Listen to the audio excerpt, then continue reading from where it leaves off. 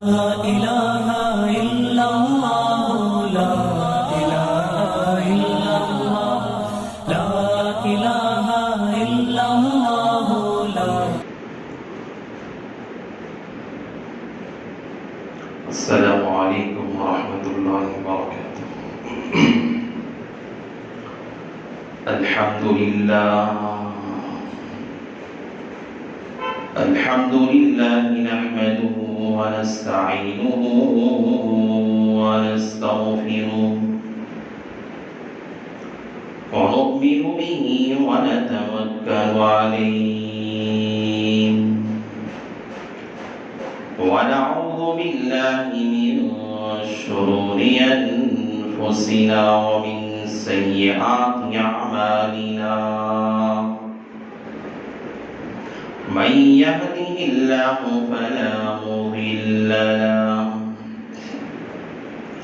ومن يضلله فلا هادي له ونشهد أن لا إله إلا الله وحده لا شريك له ونشهد أن سيدنا ومولانا محمدا عبده ورسوله صلى الله عليه وعلى آله وأصحابه وبارك وسلم تسليما كثيرا.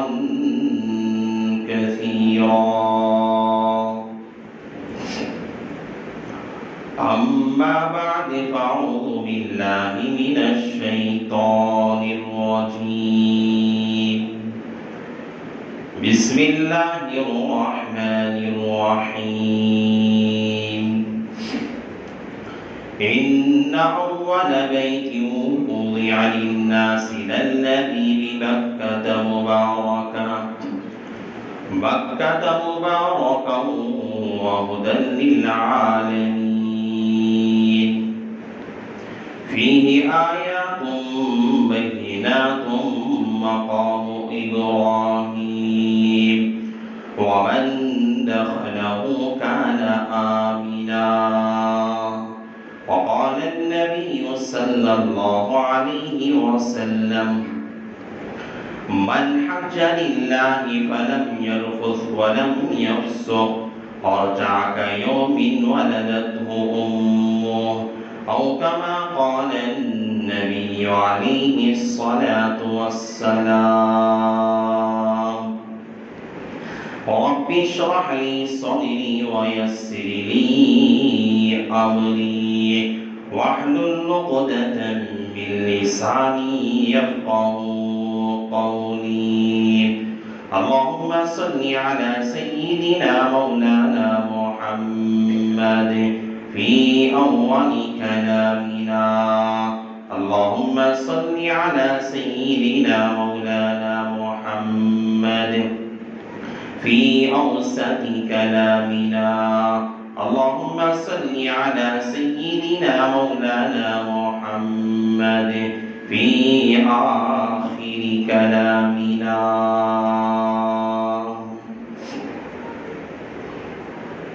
معزز سامعین کرام اور میرے غیور نوجوانوں، بزرگوں، بھائیوں،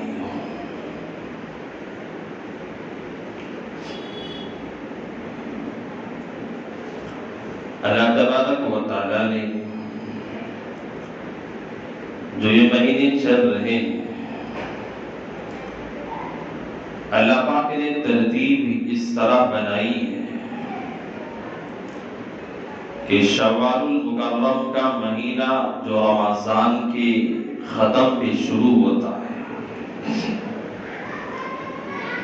اس کے بعد ذی القعدہ، ذی الحجہ، یہ جو چل رہے ہیں مہینے بڑی ہی عبادت کے مہینے ہیں. اور رمضان کا مہینہ تو انتہائی عبادتوں کا لمحات رکھنے والا مہینہ تھا. جس میں بندے روزے رکھ کر تراویح پڑھ کر عبادات کے اندر اپنے رب کو راضی کرنے کی کوشش میں لگے رہتے ہیں. لیکن اس کے بعد کا جو شوال کا مہینہ جو ختم ہوا اور ذی القعدہ ذی الحجہ کا مہینہ، یہ 3 مہینے ہیں. یہ تینوں مہینے اشہر حج کہا جاتا ہے. یعنی انہی 3 مہینوں کے اندر حج کیا جاتا ہے. یہ مہینے حج کے ایام کے مہینے. جو وقت یہ گزر رہا ہے، یہ ایام جو اتنے زیادہ متبرک ہیں، اللہ تعالیٰ نے کہا الحج اشہر معلومات. اس آیت کی تفسیر میں اللہ کے نبی علیہ السلام کا ایک ارشاد نقل کرتے ہیں. اللہ کے نبی علیہ السلام نے کہا کہ الحج اشہر معلومات. اللہ تعالیٰ نے متعین دنوں کو اللہ نے حج کے لیے خاص کیا ہے، متعین کیا ہے کہ ان کے علاوہ دیگر ایام میں آدمی حج نہیں کر سکتا، حج ادا نہیں کر سکتا. وہ ایام اس سے مراد شوال، ذی القعدہ، ذی الحجہ، یہ 3 مہینے مراد لیے جاتے ہیں جس میں حج کے ایام کہا جاتا ہے. حج انتہائی ایسا عمل ہے، آدمی اتنی زیادہ بھی کوشش کر لے جو عبادت کی لذتیں کعبۃ اللہ کے اندر، مسجد حرام کے اندر، پیغمبر کے روزے کے پاس انسان کو جو عبادتوں کی لذتیں محسوس ہوتی ہیں، دنیا کے کسی کونے میں وہ چیزیں محسوس نہیں ہوتی. اتنا متبرک عمل ہے. اللہ تعالیٰ نے ان 3 مہینوں کے اندر کہا گیا کہ یہ حج کے ایام ہیں. اب زمانہ ترقی کیا، اب فلیٹوں کا زمانہ، ہوائی جہازوں کا زمانہ ہے اور بہت زیادہ بہترین سہولیات مہیا کیے جا رہے ہیں. لیکن پہلے تو کوئی ہوائی جہاز کا مسئلہ نہیں تھا، فلیٹوں کا مسئلہ نہیں تھا. پہلے لوگ پیدل چل کر جو ہے سفر کر کے حج کیا کرتے تھے. بہت سارے لوگ حضرت ابراہیم ابن ادہم رحمت اللہ علیہ بہت بڑے اللہ والوں میں گزرے ہیں. حضرت ابراہیم بن ادہم رحمت اللہ علیہ کے بارے میں آتا ہے کہ حضرت نے اپنے زمانے میں جب حج کیا تھا، حج کے دوران پیدل حج کیا تھا اور ایک قدم رکھتے 2 رکعت نماز پڑھتے، پھر ایک قدم رکھتے 2 رکعت نماز پڑھتے. علماء نے ابراہیم بن ادہم رحمت اللہ علیہ کے بارے میں لکھا ہے کہ 2.5 سال تک انہوں نے حج کا سفر کیا اور 2.5 سال تک چلتے رہے. ایک قدم چلتے، 2 قدم چلتے، 2 رکعت نماز پڑھتے، پھر چلتے، پھر نماز پڑھتے. اسی طرح انہوں نے اپنے گاؤں سے لے کر نیشاپور، اپنے گاؤں سے لے کر اور کعبۃ اللہ پہنچنے تک 2.5 سال کا عرصہ لگ گیا. اتنا لمبا پیدل سفر کیے. ہر قدم پہ انہوں نے 2 رکعت نماز پڑھتے، اللہ سے دعا کرتے. جب کعبۃ اللہ میں 2.5 سال کے عرصے کے بعد کعبۃ اللہ میں حاضری ہوئی، حضرت ابراہیم بن ادہم رحمت اللہ علیہ نے اللہ کے دربار میں ہاتھ اٹھائے، التجا کرنے لگے، یا اللہ، لوگ تیرے در پہ قدم با قدم چل کے آتے ہیں، لیکن میں تیرے در پہ آیا ہوں، ایسے آیا ہوں کہ ہر قدم پہ میں نے تیرا شکر ادا کیا ہے. کوئی معمولی سفر نہیں ہے. اللہ جسے قبول کر لیتا ہے. ابراہیم بن ادہم کہتے تھے اللہ نے مجھے قبول کیا اپنے گھر کے دیدار کے لیے، اللہ نے مجھے قبول کیا اپنے گھر میں دعوت دی، بلایا ہے. ہر انسان کو اپنے گھر پہ بلایا نہیں جاتا، ہر آدمی کو اپنے گھر کا مہمان نہیں بنایا جاتا، ہر آئے غیرے کو اپنے گھر کے اندر انسان داخلے کی اجازت نہیں دیتا. ایسا اگر کوئی آدمی ہے جو اس کی نظر میں غلط ہے، انسان اپنے گھر کی دہلیز تک بھی پہنچنے نہیں دیتا. لیکن رب ہے، اللہ تعالیٰ ہے، انسان کو اپنے گھر پہ بلانے کی دعوت دیتا ہے، اپنے گھر پہ بلاتا ہے، اپنے گھر کا مہمان بناتا ہے. وہ بندہ اللہ کی نگاہ میں مقبول ہو چکا ہے. ابراہیم بن ادہم کہتے تھے اللہ نے دعوت دی ہے، میں 2.5 سال تک سفر کیا، تیرے در پہ آیا ہوں، یا اللہ میں نے ہر قدم پہ تیرا شکر ادا کیا ہے۔ تو پہلے لمبا سفر ہوتا تھا، لوگ پیدل سفر کرتے، جو پانی کی جہازوں میں سفر ہوتا، لوگ پہلے زمانے میں کوئی بسوں کا زمانہ نہیں تھا، ریلوں کا زمانہ نہیں تھا، لوگ اپنے گھوڑوں پہ سواریوں پہ سفر کرتے، اونٹوں میں سفر کرتے، لمبا کئی مہینوں کا سفر ہوتا، کئی دن گزر جاتے، اور اپنا ذاتی راہ، اپنا توشہ لے کر حج کے لیے لوگ نکلا کرتے تھے۔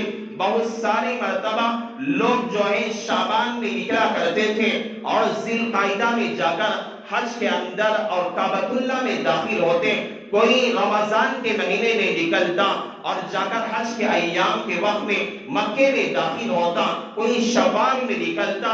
الغرض دنیا کے اندر اس زمانے کی طرح پہلے دور کے اندر سہولیات کا زمانہ نہیں تھا، لوگ گھوڑوں پہ، سواریوں پہ، جانوروں پہ سوار ہو کر کعبۃ اللہ کے لیے، حج کے لیے جایا کرتے تھے، مہینوں کا سفر ہوتا تھا، بڑی بڑی دقتیں اٹھانی پڑتی تھی، رات میں جنگلوں میں سونا پڑتا تھا، اپنی جان کا خطرہ ہوتا، اس زمانے کے چوروں اور لٹیروں کا خدشہ ہوتا، ڈر رہتا۔ ان سارے تکالیف کو اٹھا کر آدمی اور بہت سارے لوگ پیدل چلتے ہوئے سفر کیا کرتے تھے اور کعبۃ اللہ پہنچ کر حج کا فریضہ ادا کرتے تھے۔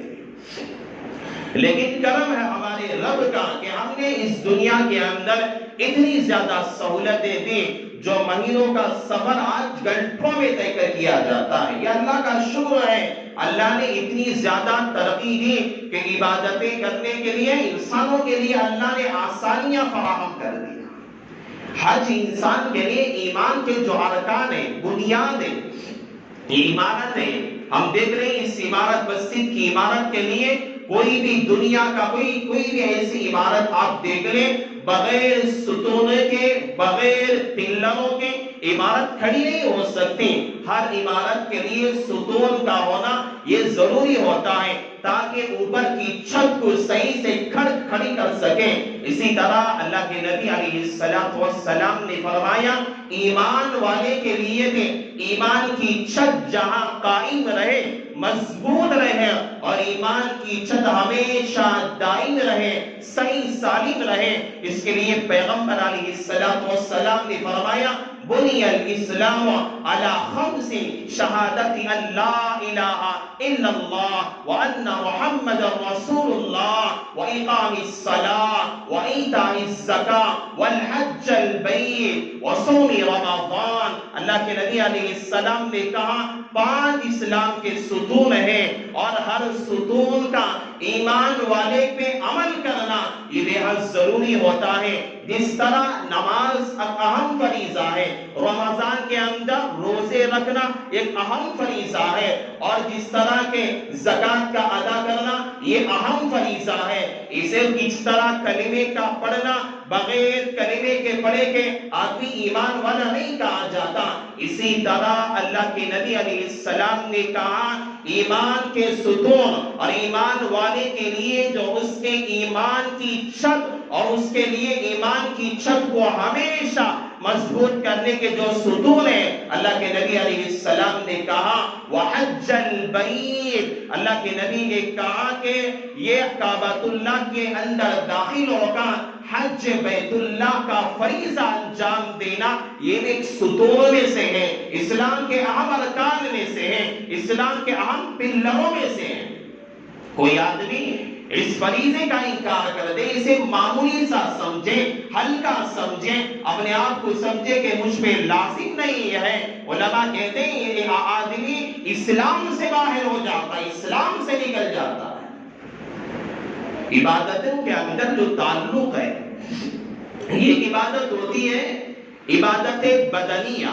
آدمی نماز پڑھتا ہے، سو آدمی نماز پڑھنے کے لیے اپنے بدن کے ساتھ محنت کرنی پڑتی ہے، رکوع کرے گا، سجدہ کرے گا، قیام کرے گا اور اپنے بدن کو کھپائے گا، یہ اسے کہا جاتا ہے یہ بدنی عبادت، یعنی اس انسان کی جسمی عبادت جو اپنے جسم کو استعمال میں لاتا ہے۔ اور آدمی زکوٰۃ ادا کرتا ہے، اسے کہا جائے گا کہ زکوٰۃ ادا کرنے والا، صدقات دینے والا، یہ عبادت مالیہ ہے، آدمی اپنی محنت کا کمایا ہوا پیسہ اور روپیہ اللہ کی راہ میں جب خرچ کرتا ہے، اسے کہا جاتا ہے کہ یہ عبادتیں مالیہ پہ عمل کرنے والا انسان ہے۔ لیکن اس کے علاوہ حج ایک ایسی عبادت ہے، عمرہ اور حج ایک ایسی عبادتیں ہیں، اس عبادت کے اندر مال بھی خرچ ہوتا ہے، انسان کی طاقت بھی خرچ ہوتی ہے، عبادت مالیہ بھی اس کے اندر داخل ہے، عبادت بدنیہ بھی داخل ہے، جہاں انسان سفر حج کے لیے پیسہ جمع کرتا ہے، اپنے پاس روپیے جمع کرتا ہے، سفر حج تیار کر کے جاتا ہے، جس طرح اس کا مال استعمال ہوتا ہے حج کے اندر جانے کے بعد، اسی طرح مومن بندہ اپنے جسم کو بھی استعمال میں لاتا ہے۔ اسی لیے کہا جاتا ہے حج ایک ایسا فریضہ ہے جہاں عبادت بدنیہ بھی استعمال ہوتا ہے اور عبادت مالیہ بھی استعمال ہوتا ہے۔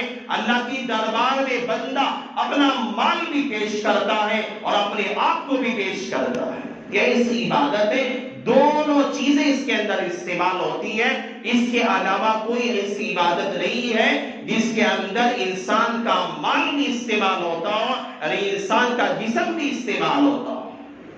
الغرض اللہ نے ایسا فریضہ ہے یا ایسا فریضہ ہے جس میں ایک عاشق اپنے معشوق کو دعوت دیتا ہے، بہت ہی بڑا ایسا فریضہ ہے۔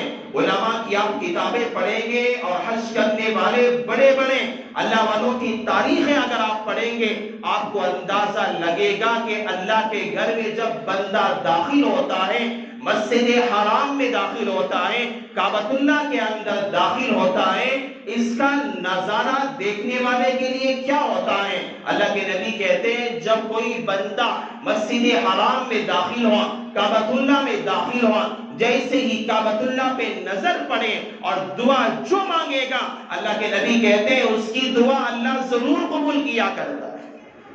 بہت بڑا اہم فریضہ ہے، ایسا ہے اللہ تعالیٰ اپنے عاشقوں کو، اللہ اپنے محبوب بندوں کو اللہ اپنے در پہ بلاتا ہے۔ بندہ جب احرام باندھتا ہے، آج اپنی جگہ زمانے کا بادشاہ کیوں نہ ہو، اپنے زمانے کا بہت بڑا مالدار ہے، سوٹ پوٹ اپنے گھر میں پہننے والا، بہترین غذائیں کھانے والا اور اپنے یہاں بہترین لباس استعمال کرنے والا ہے، لیکن جب حج کے ایام آتے ہیں، وقت کا، اپنے زمانے کا بادشاہ بھی اللہ کے در پہ جائے گا، کہا جائے گا تجھے احرام باندھنا پڑے گا، تجھے اپنے کپڑے نکالنا پڑے گا، احرام کی 2 چادریں ہیں، نیچے ایک لنگی باندھنی پڑے گی اور اوپر سے ایک وائٹ سفید کپڑا اسے اپنے جسم میں ڈالنا پڑے گا، اور ایسا لگتا ہے یہ احرام جو ہے اصل میں آتا ہے حرم کے معنی میں آتا ہے، یعنی انسان جب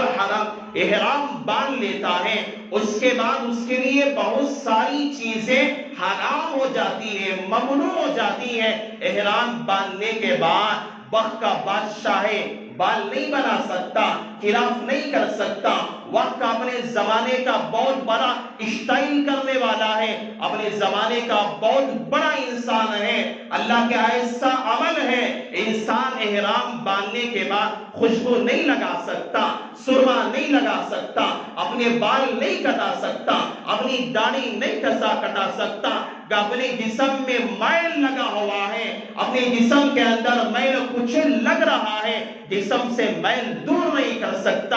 احرام اسی لیے کہا جاتا ہے اپنے زمانے کا بہت بڑا دولت مند کیوں نہ ہو جائے، اگر جسم کے اندر میل لگ رہا ہے اسے دور نہیں کیا سکتا، اپنے سر میں جو ہے کھجلی ہو رہی ہے، جوئیں بھر رہی ہے، اس جو کو نہیں مار سکتا، شکار نہیں کر سکتا، کسی کو گالی نہیں دیا جا سکتا، کسی کو تکلیف انسان نہیں پہنچا سکتا، اور ایسے حال میں وقت کا بادشاہ ایک ہی جیسا ہے، وقت کا فقیر ہے ایک ہی جیسا ہے، وقت کا غریب انسان ہے ایک ہی طریقے پہ ہے، وقت کا یتیم ہے ایک ہی طریقے پہ ہے، وقت کا جو ہے دنیا کے اندر ذلیل انسان ہے ایک ہی طریقے پہ ہے، اور کہتے ہیں بندے لبیک لبیک اللہم لبیک لا شریک لبیک ان الحمد ہمیشہ بندہ ایک ہی ندا لگاتا ہے، اپنے رب سے کہتا ہے یا اللہ لبیک، میں حاضر ہوں، میں تیرے دربار میں حاضر ہوں، ان الحمد، میں ہمیشہ تیری تعریف بیان کرنے والا ہوں، لا شریک لک، میں تیرے ساتھ کبھی شرک کرنے والا نہیں ہوں۔ بندہ اپنی حاضری کا ثبوت دیتا ہے، پرا گندہ بال ہے، جسم پہ میل لگا ہوا ہے، 2 چادریں لگی ہوئی ہے، اور اللہ کی دربار میں کھڑا ہوتا ہے، کعبۃ اللہ کے سامنے کھڑا رہتا ہے اور کہتا ہے یا اللہ تیری دربار میں حاضر ہوا۔ یہ نذرانہ یا ایسا منظر ہے، انسان اس کا اندازہ نہیں لگا سکتا، وہی لگا سکتا ہے جسے اللہ سے محبت ہو، وہی معلوم کر سکتا ہے جسے اللہ نے اپنے گھر پہ بلایا، وہی اندازہ لگا سکتا ہے جس نے اللہ کے در کی حاضری دی ہو۔ کوئی معمولی عمل نہیں ہے یہ لبیک بندے، عمرہ کرنے والا، حج کرنے والا یہ لبیک کی صدائیں لگاتا ہے، یہ اس کا جواب ہے جب آج سے 5,000 سال پہلے حضرت ابراہیم علیہ السلام نے کعبۃ اللہ کو بنایا تھا۔ کعبۃ اللہ کو تعمیر کرنے کے بعد اللہ تعالیٰ نے حضرت ابراہیم سے کہا یا ابراہیم اذن فی الناس بالحج، تم اعلان کر دو لوگوں کے لیے کھڑے ہوگا کہ لوگ جہاں پر بھی رہتے ہیں یا تینا کا جو لوگ آتے رہے میرے گھر کے اندر، لوگ پیدل آئے، سوار ہو کر آئے، لوگ دنیا کے چپے چپے سے، دنیا کے کونے سے میرے گھر کے دیدار کے لیے آئے۔ علماء کہتے ہیں کہ آج سے 5,000 سال پہلے حضرت ابراہیم علیہ السلام نے کھڑے ہو کر ایک پہاڑی پر اعلان کیا تھا، اور جو بندہ عمرے پہ جاتا ہے،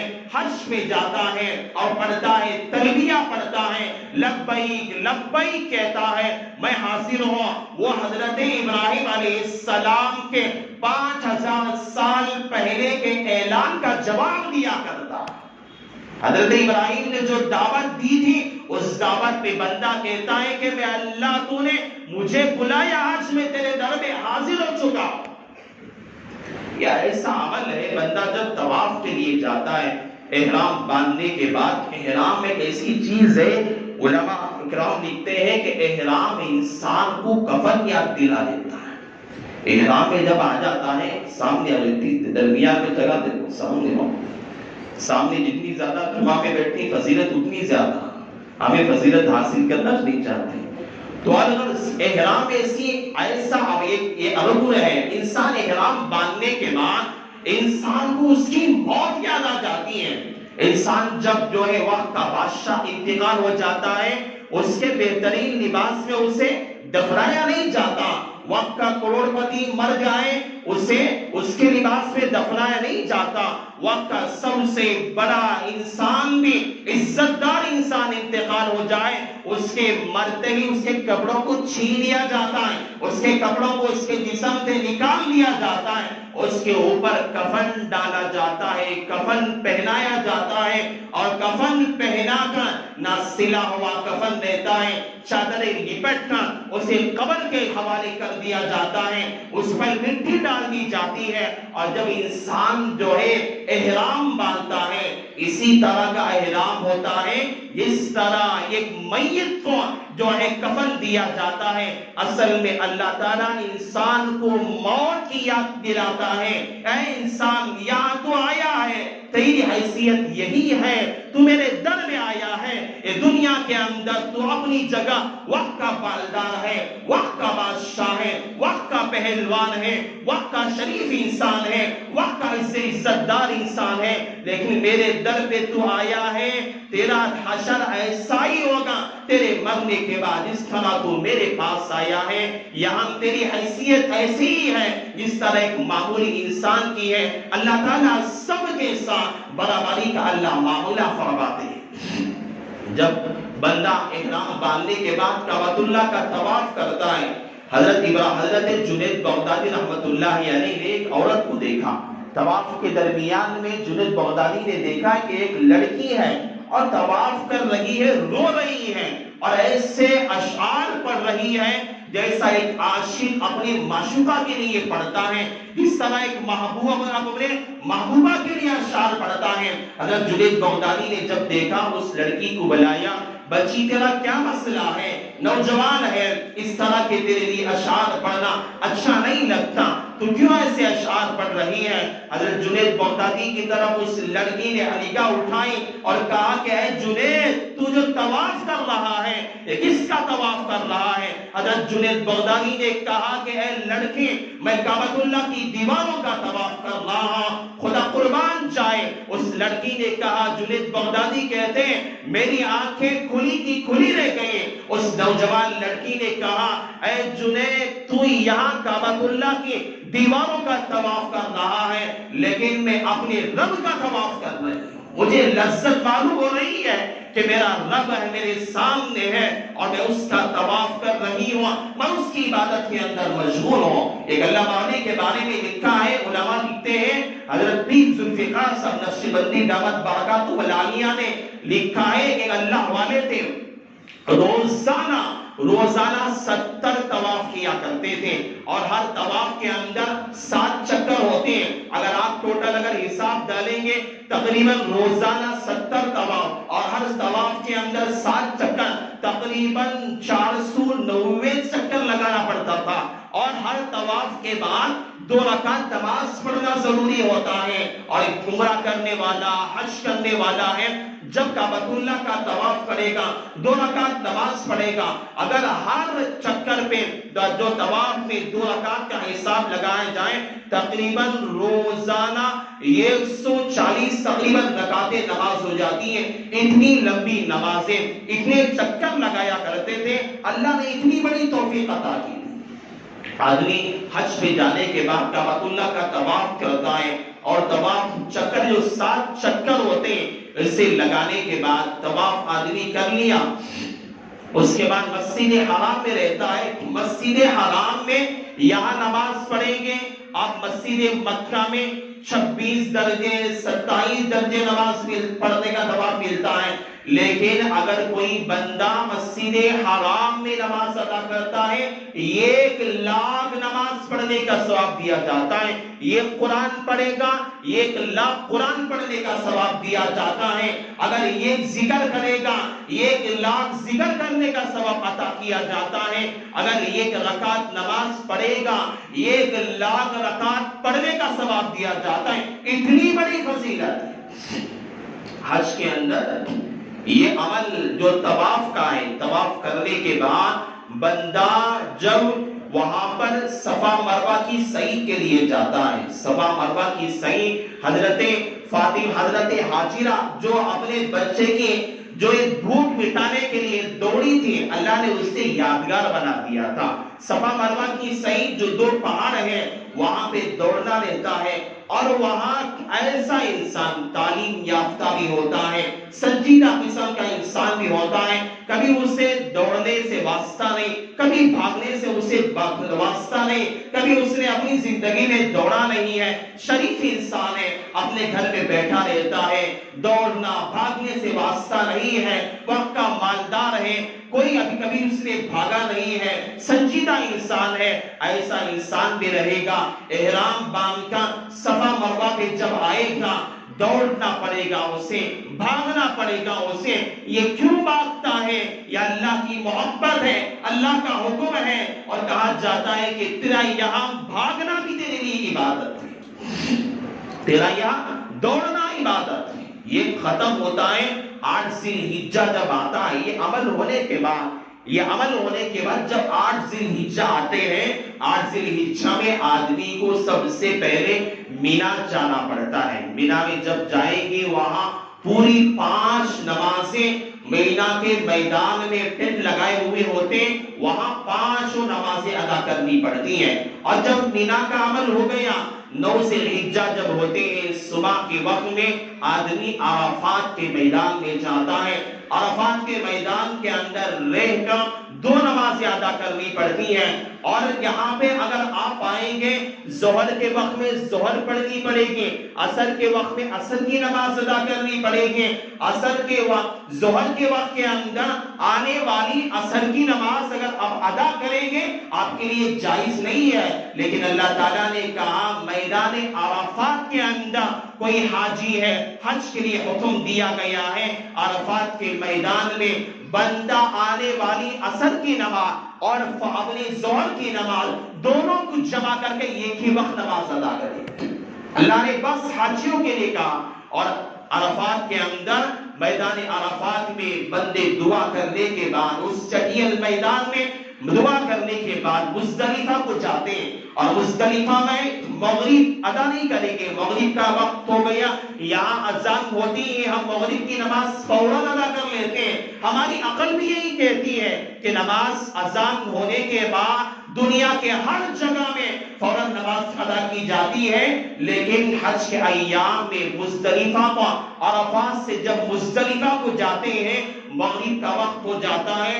اللہ کا حکم یہ ہے, تمہاری عقلیں کہتی ہیں نماز کا وقت ہو گیا, نماز پڑھنا چاہیے, لیکن اللہ کا حکم ہے نماز نہیں پڑھیں گے بلکہ وہ مزدلفہ سے ختم ہو کر مینا میں جائیں گے اور وہاں جا کر وہ اپنی مغرب اور اپنے عشاء کی دونوں نمازیں ملا کر ایک وقت ادا کریں گے. جب وہ آئیں گے عرفات پھر مینا میں 3 دن رکیں گے اور 3 دن روزانہ جو ہے رمی جمرات کریں گے. رمی جمرات کہتے ہیں آدمی کی عقل خواہاں آدمی نے سوچے گا کہ بڑے بڑے عقل مند انسان, دانشور انسان بھی وہاں موجود ہوتے ہیں. حضرت علماء نے لکھتے ہیں کہ لوگ کنکریاں ڈھونڈتے ہیں, شیطان کو کنکریاں 7 کنکریاں ماری جاتی ہیں. 3 دن وہاں مینا میں رکھا جاتا ہے اور روزانہ مینا میں رکنے والا آدمی 7 کنکریاں لیتا ہے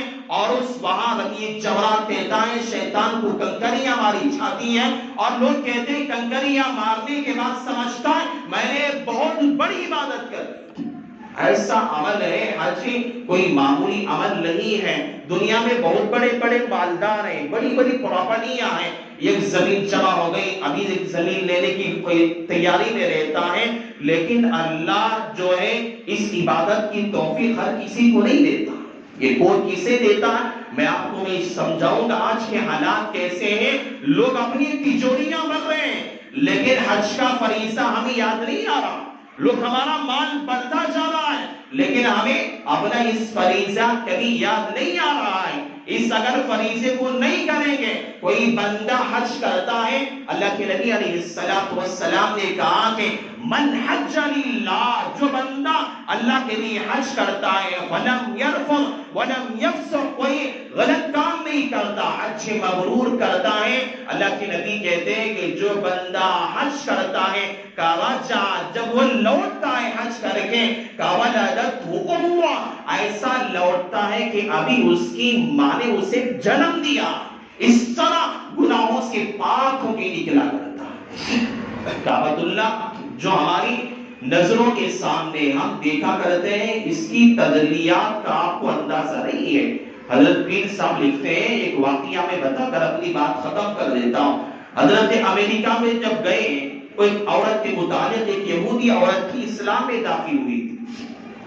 حضرت سے کہا گیا کہ حضرت ایک یہودی عورت ہے, اسلام میں داخل ہوئی ہے, لیکن عبادت میں اس سے بہت شوق لگا رہتا, بہت عبادتیں کرتی ہے اور ایسا جب نماز میں کھڑی ہوتی ہے ایسا نماز پڑھتی ہے ہم بھی ایمان والے جو اپنی پیدائش سے ایمان والے ہیں ایسی نماز ادا ہم نہیں کرتے جتنا ایک یہودیہ عورت ہے جو ابھی ابھی قریب میں ایمان لائی ہے, نماز اتنی بہترین پڑھا کرتی ہے. حضرت نے سوچا کہ چلو ہم اس سے بات کرتے ہیں. حضرت پردے میں بیٹھے ہوئے تھے, اس عورت نے حضرت فرماتے بہت سارے مسائل حضرت سے پوچھے. حضرت نے سارے مسائل کا اطمینان بخش جواب بھی دیا اور حضرت نے کہا کہ آخر آپ نے یہودیت چھوڑ کر اسلام میں کیسے داخل ہوئے؟ تو اس یہودیہ عورت نے کہا کہ حضرت میرا شوہر جدہ میں ڈیوٹی کرتا تھا, وہاں بینک میں کام کرتا تھا اور مجھے بھی ڈیوٹی لگ گئی, میں بھی جدہ پہنچ گئی. میرا شوہر عیسائی تھا, میں یہودی تھی, ہم دونوں ایک ہی جگہ جدہ میں ہم کام کیا کرتے تھے, ایک ہی جگہ ہم کام کرتے تھے. لیکن اچانک ایسا ہوا ہماری کمپنی والوں نے مکے کے اندر ایک کمری کھول دی اور کہا کہ وہاں آپ منتقل ہو جائیں, آپ کو تنخواہ بڑھا کر دی جائے گی, آپ کی فیسلٹی بھی اچھی بہترین کر دی جائے گی, آپ وہاں رہ جائیں. ہم میاں بیوی دونوں, میں یہودی تھی اور میرا شوہر عیسائی تھا, ہم دونوں مکے میں چلے گئے. میں روزانہ دیکھا کرتے جب میں اپنی کمپنی کو جایا کرتے, اپنی ڈیوٹی کے لیے جا رہی ہوتے, وہاں میں لوگوں کو دیکھے, لوگ جو ہے اپنے احرام کی حالت میں وائٹ کپڑے اپنے جسم پہ ڈالے ہوئے ہیں اور رو رہے ہیں. کوئی اپنے ہاتھ میں تسبیح پکڑا ہوا ہے, کوئی اپنے آنکھوں سے آنسو بہا رہا ہے, پراگندہ ہے, ایسے جا رہے ہیں کوئی جس طرح دیوانے جاتے ہیں, ایسے جا رہے ہیں جس کی عقلیں ختم ہو چکی ہیں. ایسا لگتا تھا کہ ان کی عقلیں مدہوش ہو چکی ہیں. میں نے سوچا کہ یہ کون لوگ ہیں. میرے شوہر سے جب پوچھا تو کہا یہ مسلمان ہیں, قریب میں ان کا کعبہ ہے, یہ لوگ وہاں کعبۃ اللہ میں عبادت کے لیے آتے ہیں. عورت کہتی ہے کہ میں یہودی تھی لیکن میرے دل میں خواہش پیدا ہو گئی, آخر وہ کون سی جگہ ہوا ہے جہاں لوگ مسلمان جا کر اپنی زندگی بھول جاتے, آخر وہ کون سا مقام ہے جہاں جا کر ایمان والا اپنے خیالات بھول جاتا ہے, آخر کون سی جگہ ہے جہاں لوگ جاتے ہیں اور اپنی زندگی کو یاد کر کے روتے ہیں, آخر وہ کون سی جگہ ہے جہاں جا کر ایمان والے مسلمان اپنے بہترین لباس بھول جاتا ہے, اپنی موت کو یاد کر لیتا ہے. اس عورت نے سوچا ہمیں جانا چاہیے. اس نے اپنی کتاب کا کہا ہے کہ میں نے اوڑھنی کو اپنی جسم پہ ڈال لیا, میں نے بھی برقع پہن لیا, میں یہودیہ تھی اور میرے شوہر نے بھی سر پہ ٹوپی ڈال لی, مسلمانوں کا سر لباس اختیار کر لیا. ہم نے ارادہ کیا رات میں ہم چلے جائیں گے, لیکن کہتے ہیں پولیس بہت زیادہ تھی اور سیکورٹی بہت زیادہ تھی, اور اس کے اندر کعبۃ اللہ میں کوئی کافر داخل نہیں ہو سکتا, داخل ہوگا اسے کھڑے کر کے اسے قتل کر دیا جاتا تھا. لیکن آج تو حکومت یہ سعودیہ اسرائیل پہ بک چکی ہے, ان کے تلوے چاٹ رہی ہے, لیکن حکومت کا ایسا نذرانہ تھا عرب کے اندر کوئی کافر کعبۃ اللہ میں داخل ہوگا, اگر اس نے غلط پاسپورٹ بنا کر بھی داخل ہوگا اسے کھڑا کر کے اس کا سر کاٹ دیا جاتا تھا.